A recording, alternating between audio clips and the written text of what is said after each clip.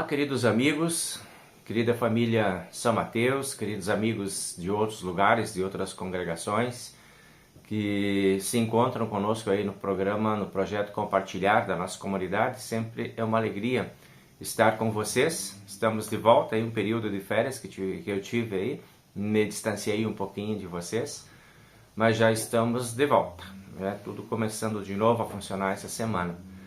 E a alegria em poder compartilhar a palavra com vocês sempre é muito grande. A oportunidade que a gente tem de repartir alguns pensamentos e algumas reflexões sobre as mensagens que Deus deixou para nós nas histórias que Ele registra.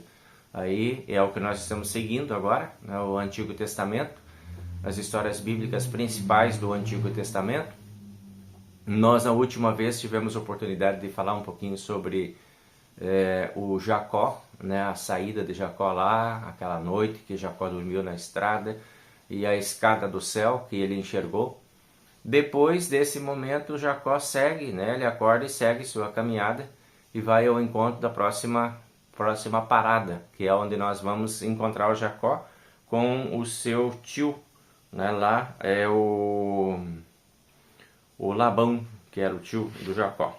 Então, Gênesis capítulo 29 e capítulo 32, tá? Para você quiser olhar depois aí na sua Bíblia, quiser ler esses capítulos, eu registro então essa história.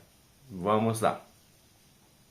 Jacó então ele está a caminho, né? Ele está saindo do convívio lá por problemas familiares com seu irmão Esaú.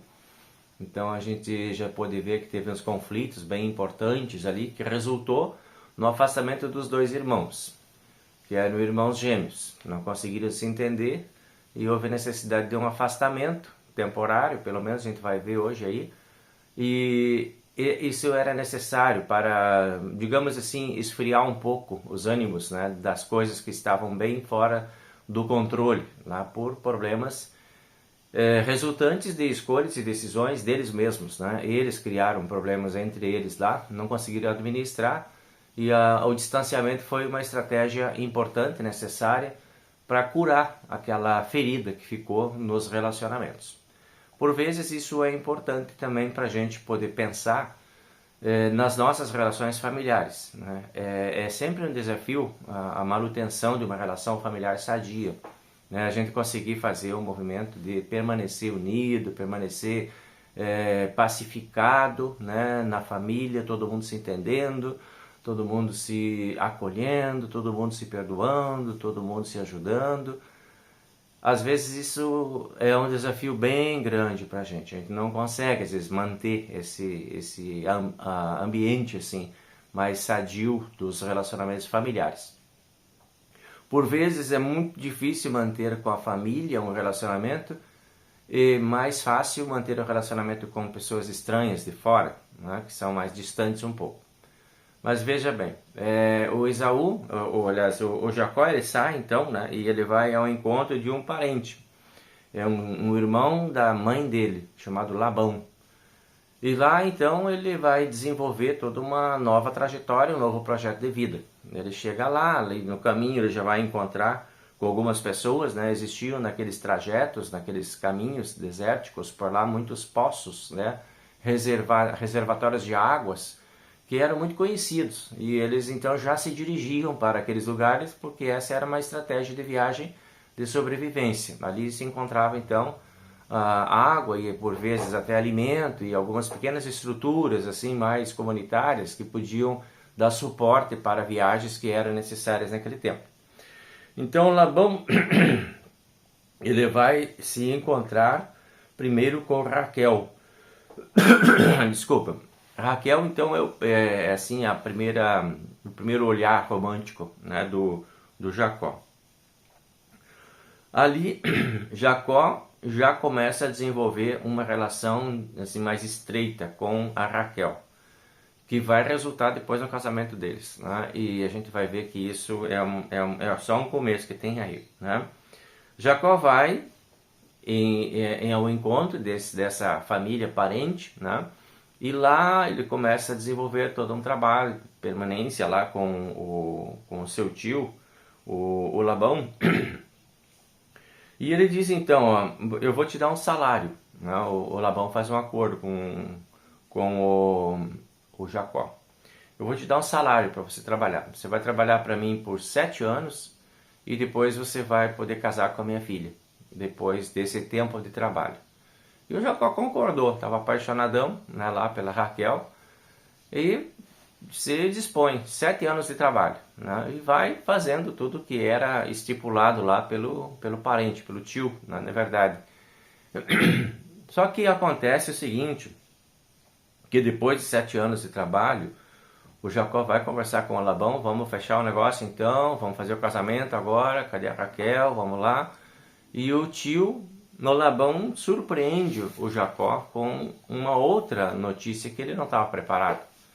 Não, podemos fazer sim, vamos fazer esse acerto, eu vou te dar a minha filha Lia, minha filha mais nova, mais velha, aliás, né? Eu vou dar para você a minha filha, mas Jacó, mas não é por essa que eu estava trabalhando para Raquel. E aí o Jacó, o Labão diz para o Jacó, não, mas aqui é o seguinte, entre nós, a nossa cultura aqui, não é possível uma filha mais nova casar antes de uma filha mais velha. Então eu tenho uma filha mais velha, você vai ter que casar com a mais velha primeiro. Depois você trabalha mais 7 anos e eu te deixo casar com a outra também. Bem, nesse contexto, né, de casamentos aí, era ainda dentro de um contexto de possibilidade dessa poligamia ou bigamia, né? Isso era aceitável ainda entre o povo de Deus. Essas regras ainda não estavam definidas como nós conhecemos hoje. Então, nesse tempo era possível, né? Lá vai, apaixonado, trabalhar por mais 7 anos pela mulher dos seus sonhos. Casou com a Lia e depois casou com a Raquel também, né?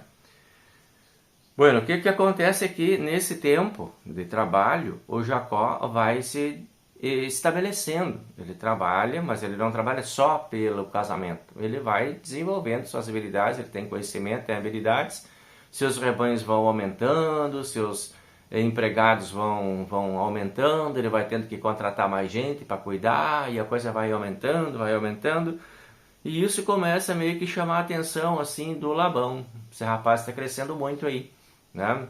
Já levou minhas 2 filhas e já está ficando um pouco mais rico do que eu, está ficando mais poderoso do que eu, está tendo mais propriedades, está tendo mais, né, rebanhos do que eu, daqui a pouco está tendo mais empregados do que eu, e começa a gerar ali um atrito, uma zona de desconforto. Esse olhar do Labão para o Jacó gera um pouco de desconforto entre eles. De novo, problema familiar, né? A família veio bem até ali e agora começa a ter problemas de novo.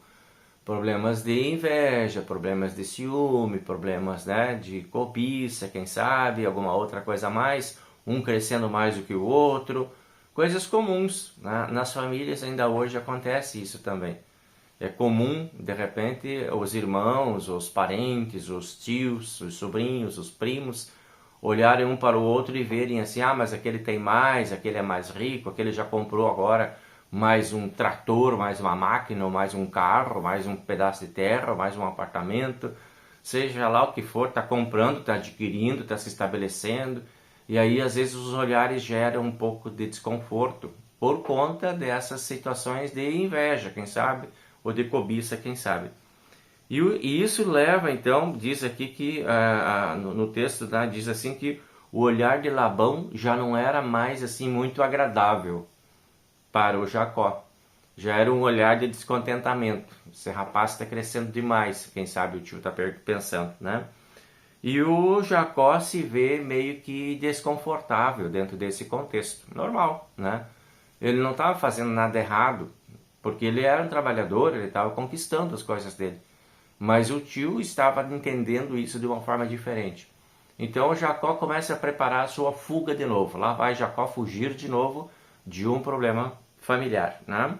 E ele acaba escapando, né? Organiza uma saída estratégica lá, e acaba fugindo. Pega suas esposas, pega seu gado, suas ovelhas, seus empregados e acaba fugindo, sem que o Labão soubesse. O Labão ficou sabendo quando já tinha saído, quando já tinha alguns dias já que o Jacó estava em viagem, em fuga, né? E aí o Labão vai atrás, né, desse sobrinho. Tipo, tu tá levando tudo assim, sem mais, sem menos, chegou aqui sem nada, tá rico, tá poderoso, tá grandão e agora vai fugir, vai me deixar assim, não vai ser assim. Vai atrás de uma prestação de contas, de um acerto de contas pelo menos, e quem sabe aí alguma coisa meio de conflito pudesse se estabelecer entre eles. E numa dessas noites da viagem, né, que eles estavam acampados lá no determinado lugar, Deus vem e visita o Labão e diz para o Labão: não faça nada contra o Jacó. Nem de bom nem de mal, fica na tua. Conserva aí. Eu tô contigo, eu te ajudo, eu te protejo, então tu não precisa ir lá criar problema com o Jacó. Deus meio que protege o Jacó, né, dessa fúria ou desse sentimento de indignação, ou de frustração, ou de insatisfação do seu tio. Então o Labão, orientado pela palavra de Deus, ele se deixa orientar pela palavra de Deus, né? Em sonho Deus fala com ele, e ele acata essa fala de Deus e vai e propõe um acordo, né, com o seu sobrinho.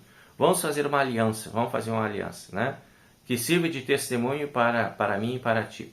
E aí eles fizeram lá um acordo, fizeram uma aliança de pacificação. O Jacó segue o caminho dele, o Labão segue o caminho dele, não tem mais problema, o problema está resolvido. Veja bem, de novo aqui, dificuldade de convívio entre parentes. E aqui, mais uma vez, o conselho divino foi acolhido. A ideia de Deus, que Deus deu lá para o Labão enquanto ele dormia, foi acolhido por Labão.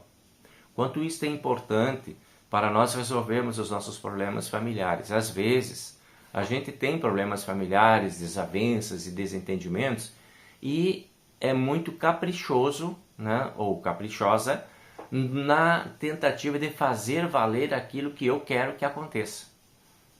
E às vezes a gente meio que endurece o coração da gente para as coisas que Deus ensina para a gente. Eu não quero do jeito de Deus, eu quero do meu jeito. Eu não quero do jeito de perdoar, de compreender, de acolher, eu quero vingança. Eu quero mostrar quem é forte, não vou deixar esse desaforo passar, né? Não vou levar esse desaforo para casa. Eu vou mostrar o que eu sei, eu vou mostrar o que eu posso, eu vou mostrar que eu sei mais, que eu consigo mais, e eu vou me impor. E isso gera uma desavença familiar, às vezes sem precedentes e sem condições de ser retomado de novo. Famílias inteiras se destroem por causa desse excessivo zelo de teimosia que por vezes acontece, que rege a cabeça, a imagem e o pensamento das pessoas. Aqui houve uma humildade da parte do Labão. E ele aceitou a fala de Deus. Ele aceitou o conselho de Deus. E por ter aceitado o conselho de Deus, ele conseguiu viver em paz. Ele resolveu o problema dele. Ele teve por resolvido. Deus ajudou ele a resolver o problema e acolheu ele não só para ele ficar manso e tranquilo, mas para ele ter tranquilidade de espírito depois. A vida segue. Não é preciso eu impor, eu dizer, eu mostrar que eu sou mais forte, mais poderoso, mais criativo, mais ofensivo, mais tudo que eu possa querer ser na vida das pessoas. Interessante esse momento de reflexão sobre esse evento, porque muitas situações familiares poderiam ficar mais fáceis de serem resolvidas se todas as partes da família tivessem essa submissão à vontade de Deus, tivesse essa capacidade de deixar Deus ser Deus aí na vida, né? Valida os pensamentos, valida as ideias que Deus pode trazer para ti, seja lá qual for a forma que Deus vai trazer isso. Às vezes Deus te coloca diante de uma pessoa que te dá um conselho muito bom. Às vezes Deus te coloca diante de um pastor, de um psicólogo, de um amigo, de um terapeuta, de, sei lá, um sonho, uma imagem, uma ideia, um texto bíblico, uma leitura bíblica, um momento como esse agora que nós estamos tendo, de alguém que está trazendo uma palavra para você e você está recebendo essa palavra. Deixa isso chegar no seu coração. Abre espaço para isso.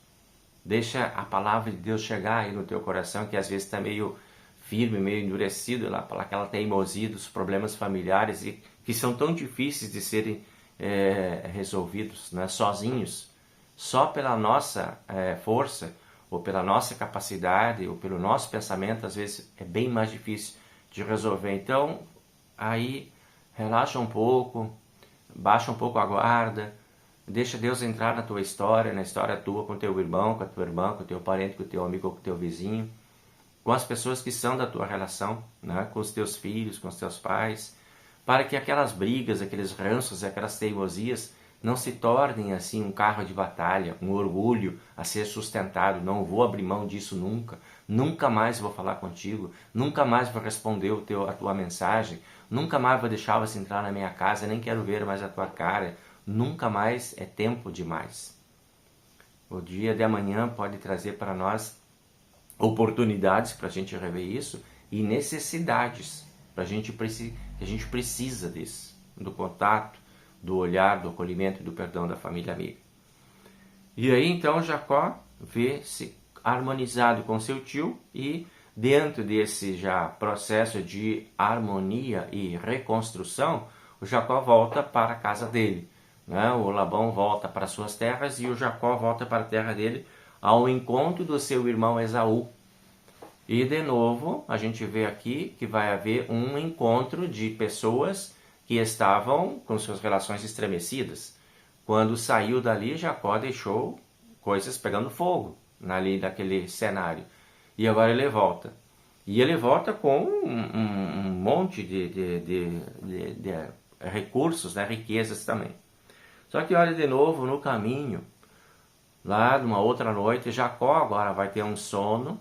E dentro desse sono, ele vai ter um encontro com Deus nesse sonho, tipo um sonho, tipo uma visão, em que ele encontra com Deus e ele luta com Deus. E essa luta com Deus é uma luta que vai levar ele a esse enfrentamento, né, de situações que ele tem de vida dele com aquilo que Deus quer dele também. E é uma luta ferrenha que eles têm ali. E aí, nessa luta, ele tem uma revelação, né, também da parte de Deus. Ele percebe que ele está com Deus e que Deus está com ele e que Deus parece que quer ser vencido por ele, pela fé dele, pela crença dele, pela espiritualidade dele. Deus quer que ele sinta a importância desse encontro, né? A gente faz normalmente um comparativo nesse ponto da história com a nossa luta com Deus em oração. A nossa oração é a nossa batalha com Deus. A gente entra com Deus na oração numa batalha. Eu quero, eu preciso, eu tenho que ter, eu não estou conseguindo, eu não estou entendendo, eu não estou aceitando, eu não estou conseguindo absorver. E a gente vai lutando com Deus e tem que dizer para Deus o que a gente está sentindo. Assim como Cristo dizia para Deus lá, né? Afasta de mim esse cálice, não estou mais suportando porque me desamparaste. É uma batalha, a batalha com Deus, a nossa batalha com Deus, a nossa luta com Deus, são as nossas orações, em que eu levo para Deus e peço para Deus, eu não quero mais ficar com essa dor, eu não quero mais ficar doente, eu não quero mais ter esse problema, eu não quero mais ficar brigado com meu parente, com meu amigo, com meu irmão, eu não quero ficar sem dinheiro, eu não quero ficar com dificuldades relacionais ao meu trabalho. A gente luta, a gente precisa fazer essa luta, precisa aceitar esse campo de luta com Deus e lutar e batalhar com Deus pelas coisas que nós acreditamos, pelas coisas que nós desejamos. E essa aqui então é um exemplo, né, de uma batalha com Deus, de Jacó com Deus. E Jacó sai daquela batalha vencedor. Ele levanta-se e continua a caminhada e vai ao encontro do seu irmão. E chega lá com seu irmão e ao encontro o irmão fica um pouco receoso, que ele vê aquele Jacó poderoso chegando. No texto bíblico diz que Jacó chegou com mais de 400 homens, né, para esse encontro, né? Isso era uma demonstração de força muito grande, um exército quase, né? Chega lá e aí o Esaú já diz: o que você quer? Você veio para me conquistar? Você veio para acabar comigo? Você veio para tomar conta aqui das fazendas nossas aqui? O que é esse monte de gente, esse poderio todo? E o Jacó diz: não, eu só vim me encontrar contigo, eu estou a fim de a gente viver em paz, eu vim tranquilo contigo, eu tô de boa. Ele estava pacificado pela experiência que ele teve com Labão, quando ele acolheu também aquele tratamento bom que o Labão trouxe, porque o Labão acolheu Deus e acolheu Jacó. E Jacó se sentiu acolhido. E agora Jacó quer acolher também. Então veja como isso cria uma cadeia de coisas boas. Se não tivesse tido da parte lá do Labão um acolhimento, tivesse tido uma batalha, quem sabe agora ele tivesse sobrevivido, ele ia querer fazer uma batalha com o irmão dele. Mas tudo mudou a partir do momento em que Deus começa a reger os pensamentos e as pessoas se deixam tocar pelos pensamentos de Deus, começa a se estabelecer um outro clima familiar, uma outra realidade familiar. E aí começam a se solucionar os problemas que ainda tinham por lá. E o Jacó então entra com seus filhos, né? Ele já tem uma família agora grande, né? Ele já vai ter toda aquela sequência de filhos, ele teve 12 filhos, né? E constitui então a sua família, que é a base do povo do Antigo Testamento, as 12 tribos que depois vão se formar a partir desses 12 filhos. E no meio desses 12 filhos vai surgir um problema de novo. E a gente vai ver esse problema no próximo encontro e como é que eles trataram e como é que eles administraram esse problema. Família grande, problemas grandes também. Então, é por aí, pessoal, né? A nossa vida é feita de experiências assim. A Bíblia relata essas experiências para que nós possamos nos inspirar.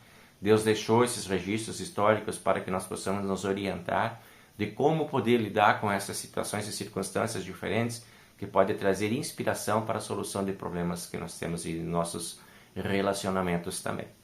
Então, fica com Deus, que Deus abençoe você e a sua família, que Deus te ajude a resolver os pequenos e os grandes problemas que tem aí dentro da sua família, quem sabe ou não. Se não tiver, agradece muito a Deus, porque eles são comuns, né?